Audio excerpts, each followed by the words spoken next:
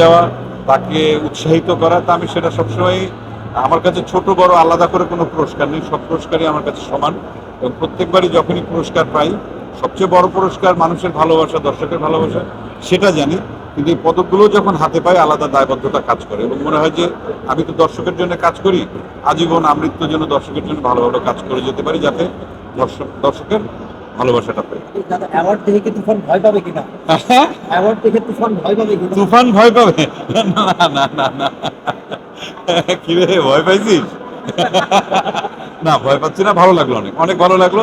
আর অনেকদিন পর আমাদের এই প্রিয় সাংবাদিক ভাইদের সঙ্গে একসঙ্গে দেখা হলো। কয়েকদিন আগে আমাদের উৎসবের ঘোষণা অনুষ্ঠানেও সবাই ছিলেন, খুব ভালো লাগলো।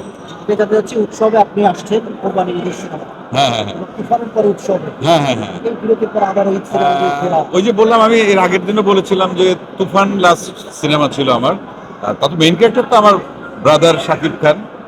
আমি একটা ছোট্ট চরিত্রে অভিনয় করেছিলাম। তা সবসময় একটু ডিফারেন্ট ডিফারেন্ট ক্যারেক্টারে অভিনয় করতে চাই। আর এত বছর ধরে কাজ করছি, দর্শকের তো আসলে আমাদের চেহারাও দেখার কথা না, এটাই সত্যি স্বাভাবিক, যদি আমি আমার নিজেকে নতুনভাবে দর্শকের সামনে হাজির করতে না পারি। এটা একজন আর্টিস্টের দায়িত্ব, যিনি অভিনয় করেন, প্রত্যেকটা অভিনেতা অভিনেত্রীর দায়িত্ব যে নতুন রূপে, নতুন চরিত্রে দর্শকের সামনে নিজেকে হাজির করা, না হলে পরে কেন দেখবে। তা সেই জন্য আমি মাঝে মধ্যে একটু গ্যাপ নেই, নতুন চরিত্রের জন্য প্রস্তুতি নেই। তারপর যদি মনে হয় হ্যাঁ এই চরিত্রটি দর্শক গ্রহণ করতে পারেন, তাহলে পরে সেই চরিত্রে অভিনয় করবেন। তা যেমন উৎসবেও করেছি, আশা করি দর্শক গ্রহণ করবেন, বা পরবর্তীতে দর্শকের জন্য এভাবেই অপেক্ষা করবো, ভালো কিছু নিয়ে আসার চেষ্টা করবো। উৎসবে আপনার চরিত্রটা আসলে কি কেমন? আমার চরিত্র ভূতের চরিত্র। উৎসবে আমার চরিত্র হচ্ছে ভূতের চরিত্র। এখন এই ভূত আসলে কি ভূত, কিম্ভূত, নাকি ভূত মানে মানুষের ভূত, নাকি ভূতের মতো চেহারা? মানে ভূতের তো অনেক অনেক ধরনের ভূতকে আমরা চিনি।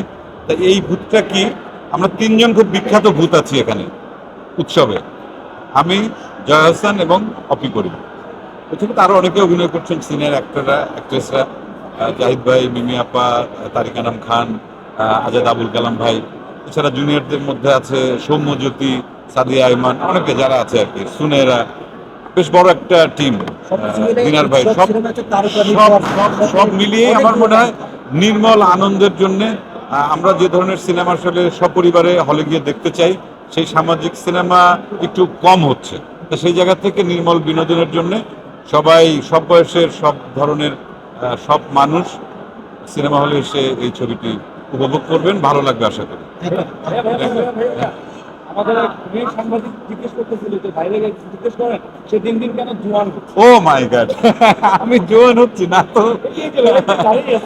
না, এটা আপনাদের কারণে, আপনাদের কারণে হয়তো ভালো করে ফ্রেমটা ধরা হয়েছে। আর সত্যি কথা যেটা বলতে, যে নিজেকে তো একটু প্রস্তুত রাখতে হয় অভিনয়ের জন্য। চরিত্র হয়ে যখন আমি দর্শকের সামনে যাব, একটু দেখতে শুনতে ভালো না হলে পরে তো বলতে দিতে পারেন যে এত বছর অভিনয় করছে, তারপরে তো বয়স তো ঠিকই বাড়ছে, কিন্তু নতুন নতুন চরিত্র আপনাদের সামনে হাজির হবে, এটাই সবসময় আশা করি। Thank you.